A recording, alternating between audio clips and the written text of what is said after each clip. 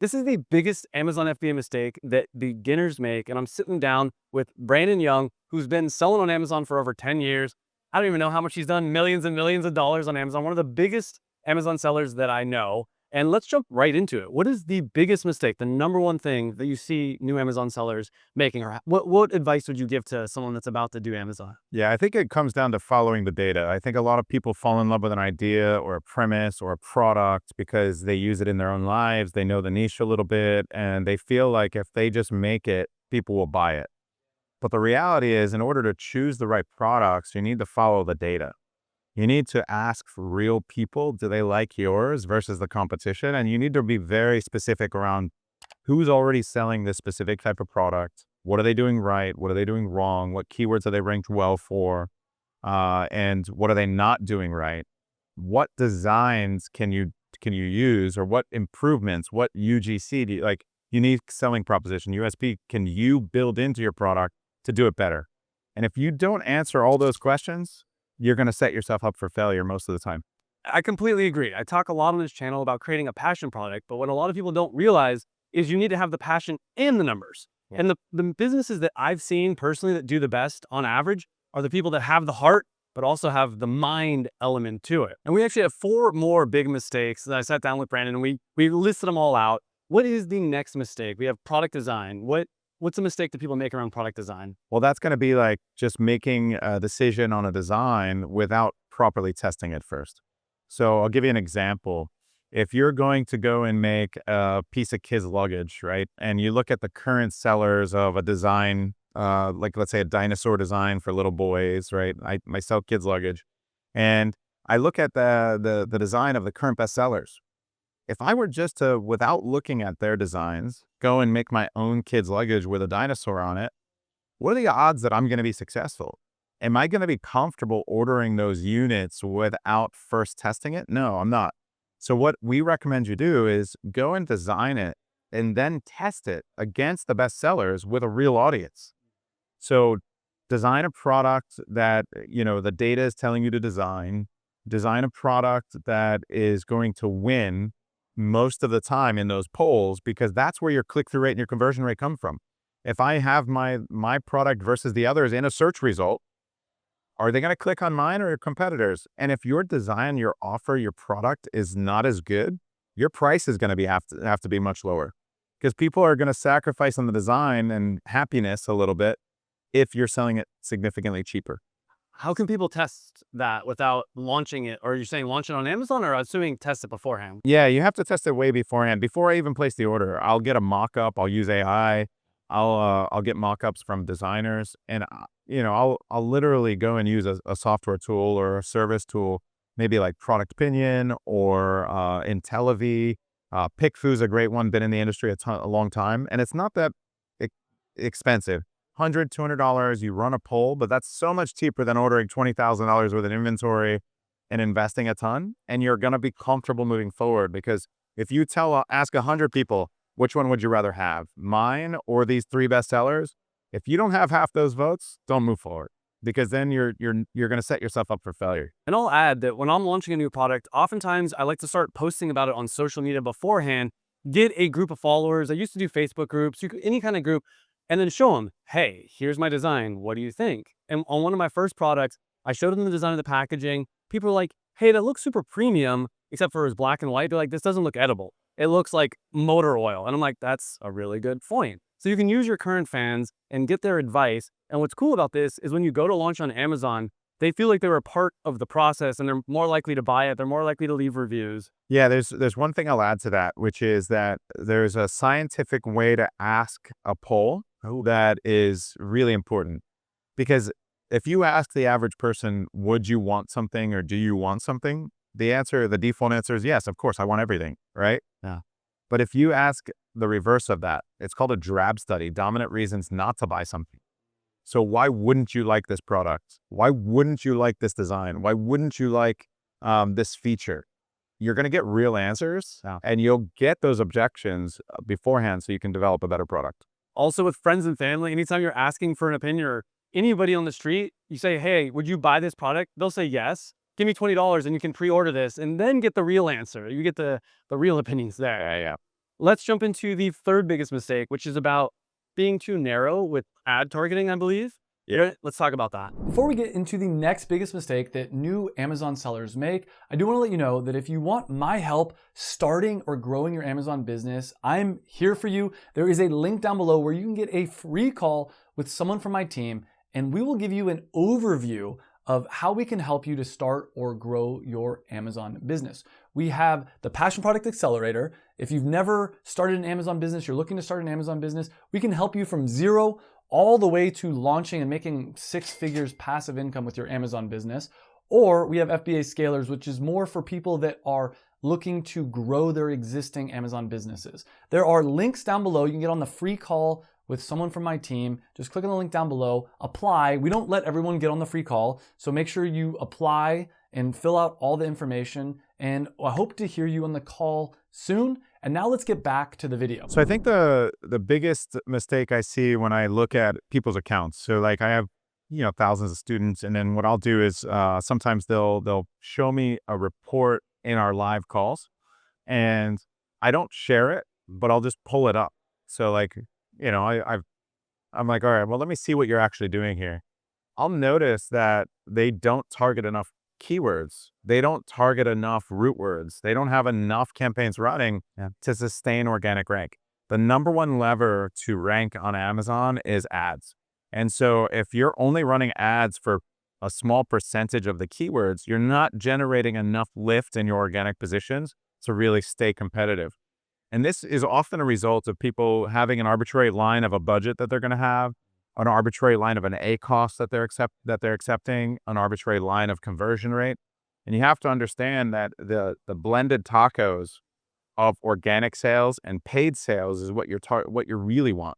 You want to be profitable and you want to make dollar contribution. So what that means is, would you rather make $500 a day at 12% margin or $50 a day at 25% margin? And I think most people watching right now would tell you, I'd rather have $500 a day, right? So drawing an arbitrary line in the sand about what's acceptable and not acceptable from an A-cost performance metric is a mistake I see people make. So when you first launch, go wide. Long tail keywords are highly convert higher usually, and they'll prop you up. And that way you can really, rank higher for more keywords, get more organic traffic coming in, and there's an attribution to that. So the last thing I'll say about this, about going wide and the importance of it and the way the algorithm works is I get a single click, a single add to cart, all of these actions and a single sale on a long tail keyword. Every keyword related to that one is going to get some amount of lift depending on the match type. So if I've got dinosaur toiletry bag for little boys, right? I've got dinosaur keywords, I've got toiletry bag keywords, I've got little boy keywords. All of these different types of keywords with these different roots in it are going to get a lift.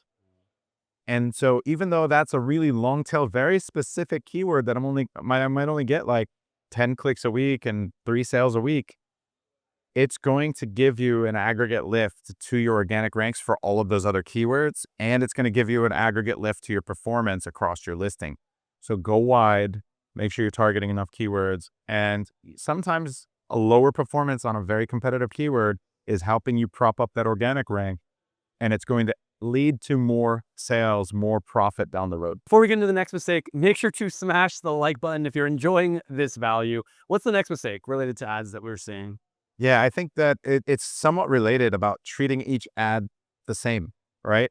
So every keyword is not the same. Every ad is not the same. Every target is not the same. So let me break that down a little bit. Those more specific keywords like that, dinosaur toiletry bag for little boys or little kids, it has more specifiers in it. So that's a highly specific keyword. And so the term that we're shifting to in Data Dive is specificity. So it's less about relevancy. There's a better way to say that, which is specificity. The more specific the keyword, the more likely it is to convert and get clicks for your product. The more specific it is to your specific product. And so what you want to do is understand those less specific keywords have their purpose, and the acceptable metrics there are going to be related to your competition, benchmarked. So this is where I pull in the SQP report, Search Query Performance Report. Specifically within Data Dive, we built search query performance into our rank radar. So you got your organic ranks and your search query performance reports. Now, what is a search query performance report? That's where you truly benchmark your competition versus your listing for add to carts, for click-through rate, and for conversion rate. So this is why a less specific keyword, you might have a 7% conversion rate, but your competition on that detail page is converting at 4%. That means it's awesome. But you would say to yourself, 7% is low. I'm only going to accept 14% or 12% or 15%. The reality is if you cut that keyword off, you're going to sacrifice a lot of organic rank juice, right? Ranking juice, because you need those clicks, you need those actions, you need that performance to be blended in and the revenue to be blended in to prop up those other keywords. So not every keyword is built the same. Not every metric is built the same. It all comes down to you versus your competition, how specific the keyword is. And then the second part of like, not every keyword is built the same. Not every ad is built the same. What about targeting? A lot of people don't talk about your ad placement. Top of search, we know performs better most of the time, but it's also much more expensive. How much is that truly worth? Well, if I'm converting 20% more, like, at 20% versus 12% for rest of search, even though my ad is more expensive, it is a big deal because you're taking that performance and it's allowing you to rank better, right? It's allowing you to rank organically easier and better because your performance is outperforming your competitors. So keep in mind that you can use placement modifiers. You can reduce your overall bid and you can target those specific areas where you're going to get a better performance. And that's going to help you rank organically. So tracking organic rank, understanding the organic traffic, the organic sales, so that you can get a higher contribution margin, more profit, even though it's a little bit more expensive. Know what is propping up organic ranks. Running ads, specifically for us, the number one reason to do it, to spend that money, is to get those organic clicks, those organic sales, and to ultimately keep a product alive so I can make more money. Which leads perfectly into number 5 mistake, which is not tracking organic ranks. A lot of beginner sellers aren't tracking their organic ranks. What advice do you have around this? So again, yeah, like if I don't track where I am organically, there's two things I'm not going to know. Are my ads being effective? And am I even indexed, right? So the SOP is exactly this. Is exactly what we teach and what we build in whenever we create systems and processes and software. Number one, fix your conversion rate. If I am not converting better than my competitors, I am lighting my money on fire. I'm not going to rank ahead of them because conversion rate is probably the number one way that you will get sorted on a detail page. So if I don't have a better conversion rate, I need to go back to the drawing board. Is it my offer? We go back to product selection, the product design. Is it my content? Is it my pricing, right? You need to analyze it and fix it. Number two is indexing. If I'm not ranked in the top 30 or 35 and I'm ranked well for other keywords, this is telling me that Amazon isn't sure that that keyword is specific to my product. It might not be relevant. Now, this could be a categorical issue or it could be the way you wrote your listing. So backend attributes are super important. A lot of people don't talk about filling those in. Now you have Rufus, being able to read the back end and tell people what's specific and help you get more attribution. That's really important. But if I missed a keyword altogether or a root word altogether in my listing title or listing, bullets or description, very common to do. Amazon won't rank me for that product because they're not sure. So we call the not sure zone like position 30 to like 55. If you're top of search or top 10, top 15, top 20 for every other keyword while you're tracking your organic ranks and you see 36, 42, and you can't break through there, you've got to go fix your indexing. There's an issue there with your listing. There's an issue with Amazon not thinking it's specific. So step 1, fix conversion. Step 2, fix indexing. Step 3 will say go spend more or less money. Figure it out. But you won't know this if you're not tracking your organic ranks. And you can check out Brandon's channel and Data Dive. There's links in the description. And if you want to see what I think the 5 biggest Amazon FBA mistakes the beginners make are, you can check out this video right here. So click on that video. See you in the next video. And thanks for watching. Thanks for having me, man. Thanks for coming on.